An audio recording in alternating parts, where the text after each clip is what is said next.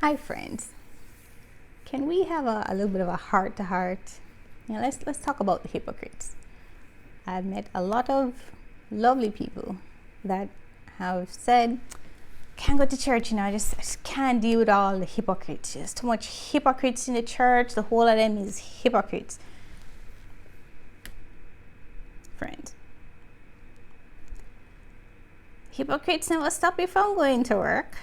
The hypocrites don't stop you from cashing that paycheck, right? You don't say, let me not take the full 90% because, I had to deal with those hypocrites at work for 10% of the time. Oh, you're happy to cash the 100%.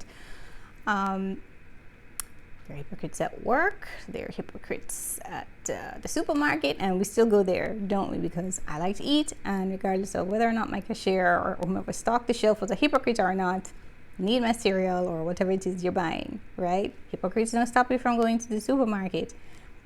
Some of you like to go to shows or concerts or the ball game. Stand full of hypocrites, the whole of them. I'm kidding. But isn't that the case, that there are people who say one thing and do another? That's kind of what we're talking about, are everywhere. Look in the mirror, you'll find one there too. I've looked in the mirror and found one looking back at me, because there are just those moments where you do something or you say something. It's a particular say something, it leaves your mouth, and the moment it's you wish you could just pull it back in. It's not what you wanted to say. It doesn't represent you well. It may not even be what you really have in your heart. Especially if you speak in anger or frustration, right? You'll say just about anything.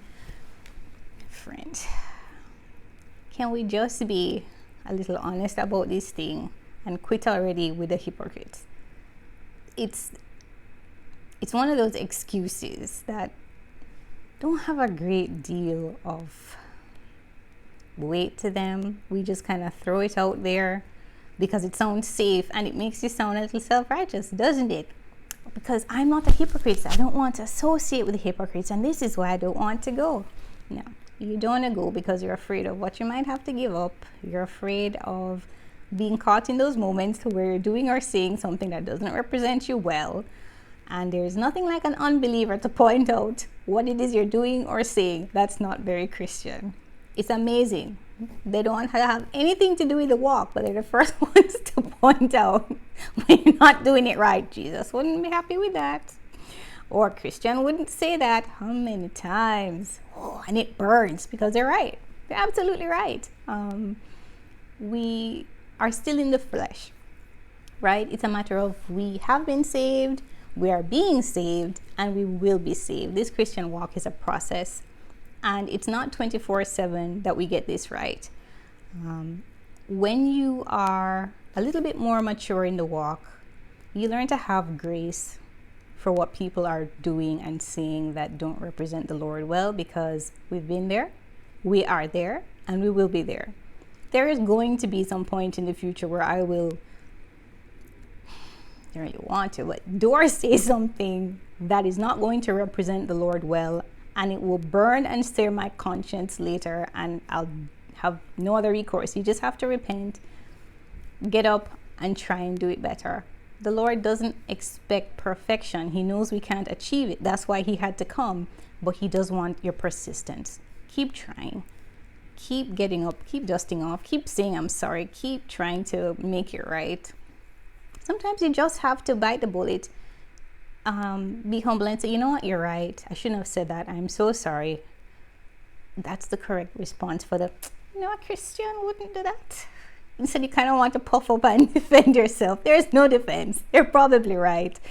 The correct thing to do is say, you're absolutely right. Thank you for pointing that out. I'm sorry, and I need to do better. And change the subject really fast because it already burned you, right? But don't stay away from church or your work or the grocery store because of the hypocrites that are there. We're all included in that category at one time or another. We're just trying to do the best that we can in these sinful bodies that we just can't seem to get it under control. And that's what this walk is. It's about submission. We're trying to beat the humanity out of us so that we can reach for the divine. We're trying to get to the point where there's less of us and more of Christ, but it's a process. It just doesn't happen like that, and we're never going to get it 100%. But that's the pursuit. That is the aim, always. Perfection. We'll never get there, but we keep trying. And I just want to encourage you, don't stay away because of the hypocrites in church. God bless you, and may you live your best authentic life. Take care, friends.